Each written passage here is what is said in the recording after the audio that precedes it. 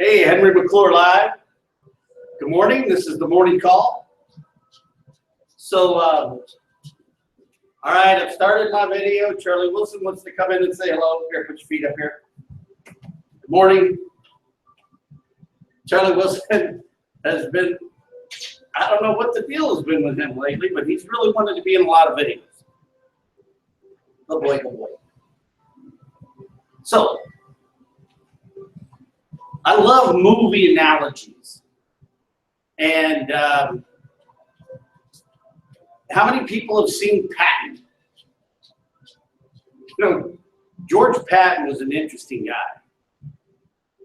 You know, he was a real student of history.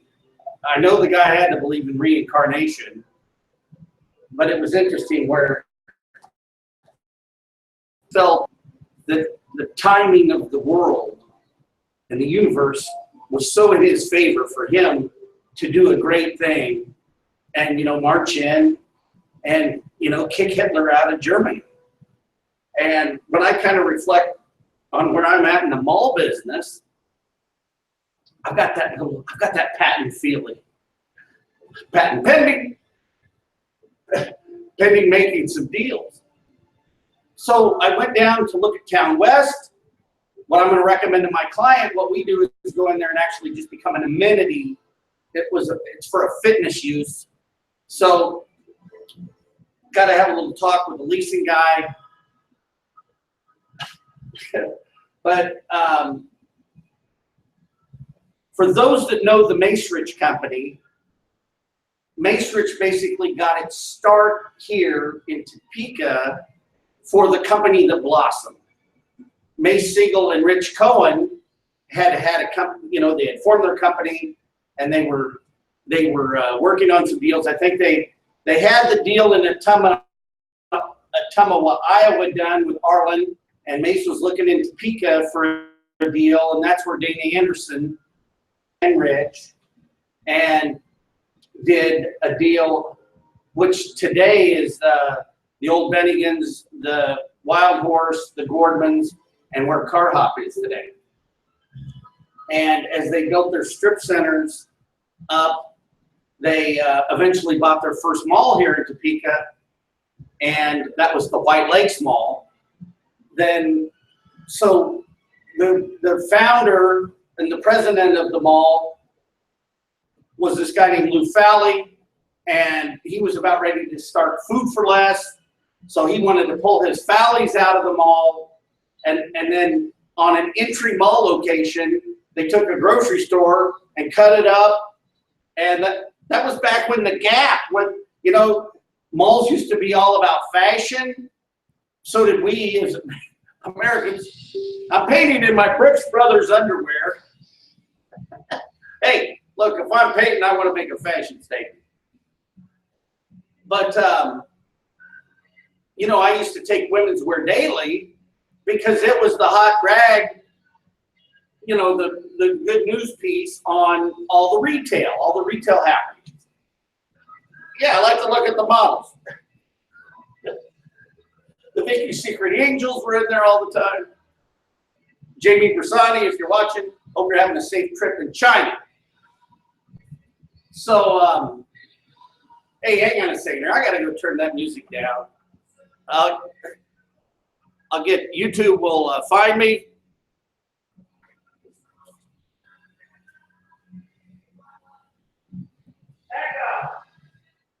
Turn off the music. All right, we're back. So, Macerich leased that the old Falleys, renovated the mall, got it all, you know, pointed in the right direction, refinanced that, and went out and bought 3 malls down in Mississippi. And that's, so what Macerich started doing was buying existing shopping centers and renovating them, all around a releasing program. And then I think the next step, and, you know, then they got Columbus, Georgia. Oh, Charlie Wilson, Charlie Wilson is having a, he's biting the bumblebee. Anyway, I digress, but my studio, my studio's kind of into nature because I don't really, I kind of live in an open environment. I got the back door open so Charlie Wilson can come and go. So anyway, back in the early days of the mall business, the challenge was for our operations guy was to go into the malls and get them to open up their fronts and renovate more like the opener, like the storefronts you see today in malls. So the mall business went from the strip center tenants coming to the malls, and so the strip center tenants just took, you know, they just duplicated their store. I mean, you'd walk down the mall, there'd be double doors. Mace hired this guy named Claude Kaisers, who was working for Henry Segerstrom out in Southern California. And Mace, so Claude did, he was one of the original brainchilds behind South Coast Plaza, which is one of Southern California's best malls. So Claude, you know, did this design review, and in the early days, it was really difficult to get through the design review, arguing with locals of how the storefronts were going to be. You know, the chains, and this is what was really ironic about the mall business was the locals didn't understand, you know, we didn't charge the locals more rent. We could actually get more rents out of the national chains because those guys, actually, the deal was easier.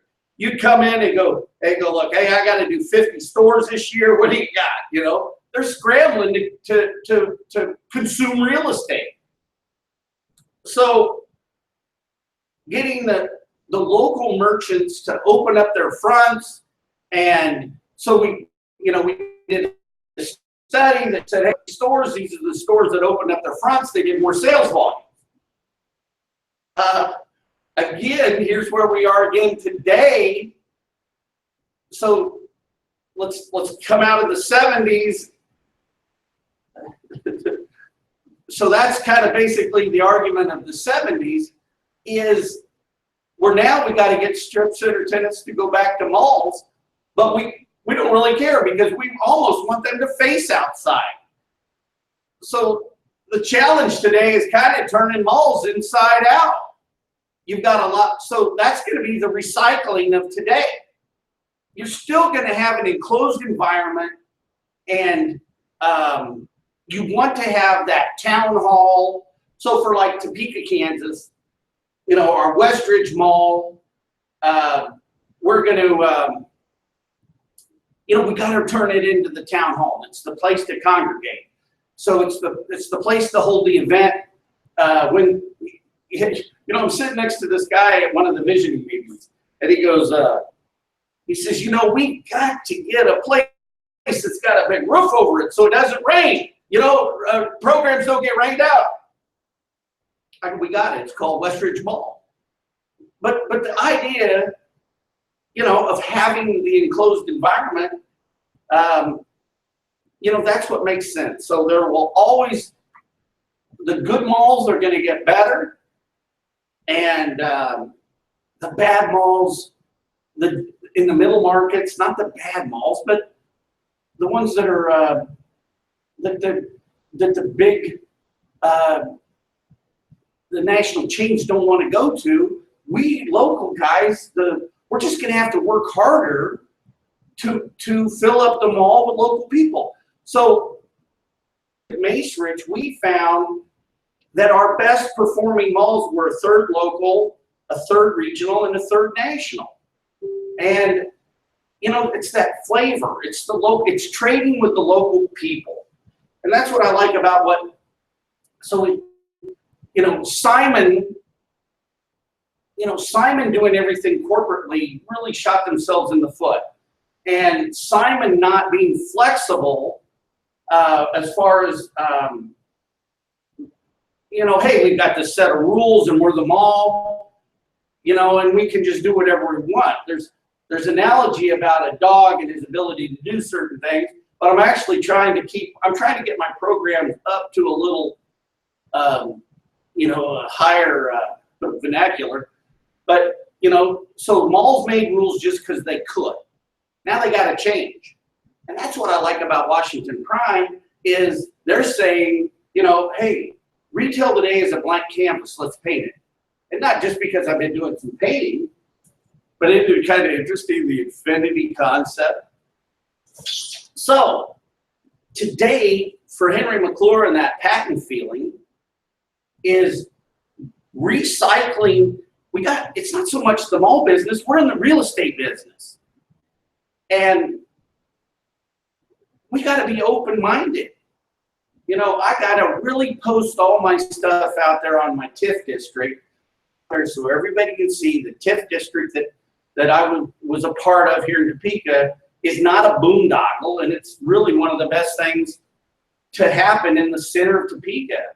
And not just because I did it, but it created a defendable wall for everybody in the College Hill district. It cleaned up a blighted area, and it helped the #1 industry we have here in Topeka. It's called Washburn University, education. We have a deal here. Go on, if you want to get in. We have a deal on the books called, I think it's called Advantage Topeka, where you can actually make donations to people or to the community, and it's like scholarships for kids. So, hey, look, if you elect to stay here in Topeka, you get a scholarship. And those people that donate to that project get tax deductions on their real estate taxes. So I got to dig that back up. And I personally made a pretty big commitment to Washburn because I want to reform our government here in the community. We really need to have the borders of our government needs to be the county, and we just need to have one governing body, no more city, no more city and county. And it's really, how do you privatize government?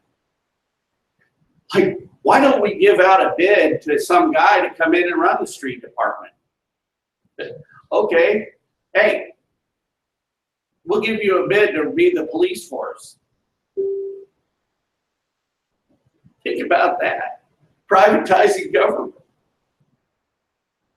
Well, anyway, as you all know, that I have attention issues and my mind likes to wander.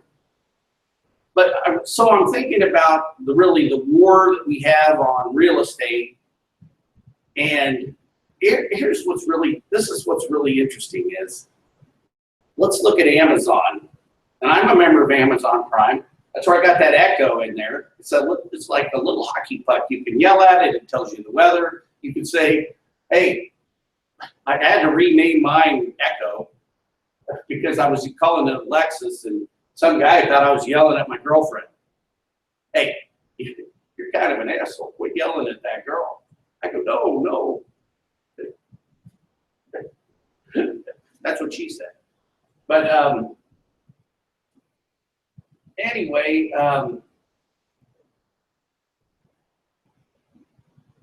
Amazon is such a smart retailer. They're doing brick and mortar stores in areas where they can populate their bookstores with titles of authors that people like in that area. I mean, they're thinking ahead. They're gonna be the people that come in and take an anchor department store and then do a fulfillment center. It's like Sears in reverse. Sears was the Amazon of the day with their catalog. They were catalogers, and they got in the hardware line. They were great in the hardware line. The lawn and garden, kind of the farm implement guy. Then they did the catalog stores. And where they screwed up is getting into the soft goods business. It's about being specialized.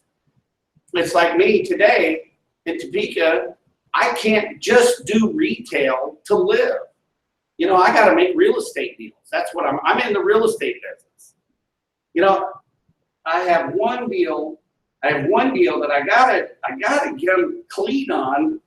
It's not really come clean, but I gotta know that the people that bought this real estate would have bought it anyway. So this really nice guy and his wife moved to the community, and actually what was interesting, the wife really said, okay, we'll come to Topeka after she saw Wanamaker Road in the future out there, or, you know, the retail. They had been staying downtown, and I'm talking about Matt Varnack, our chamber president and head of the economic development. And so he gets into this house out on Lake Sherwood where I grew up, and then all of a sudden they start this dredging project in his backyard. And Lake Sherwood didn't really, you know, there really wasn't any knowledge. You know, there's not like a database you could go and research. You know, or you know, the Sherwood Board of Directors stuff isn't transparent, and it's cloistered by like 4 or 5 people that basically do whatever they want. Okay. Did you see that? I'm actually throwing in some big words. I don't mean to be verbose, but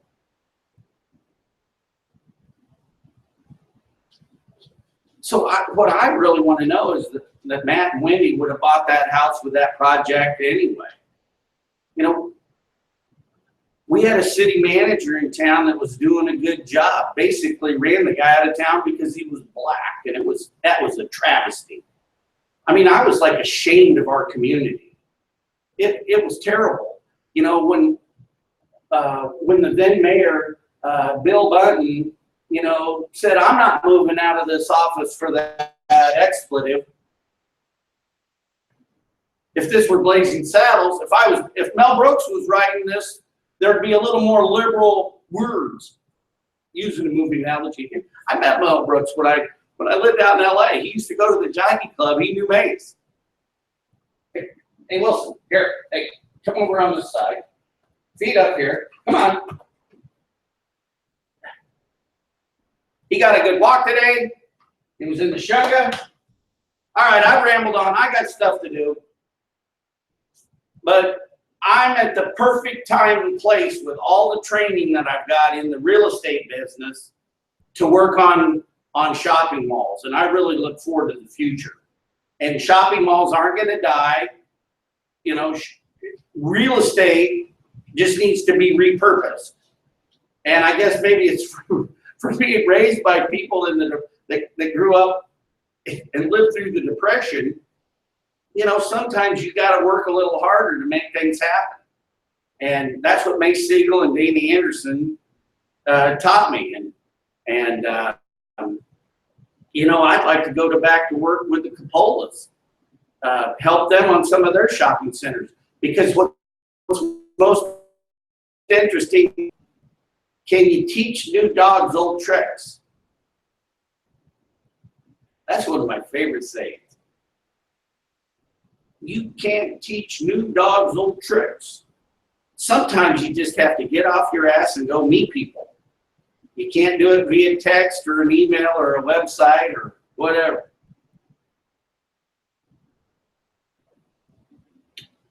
Edward McClure, you know I love you.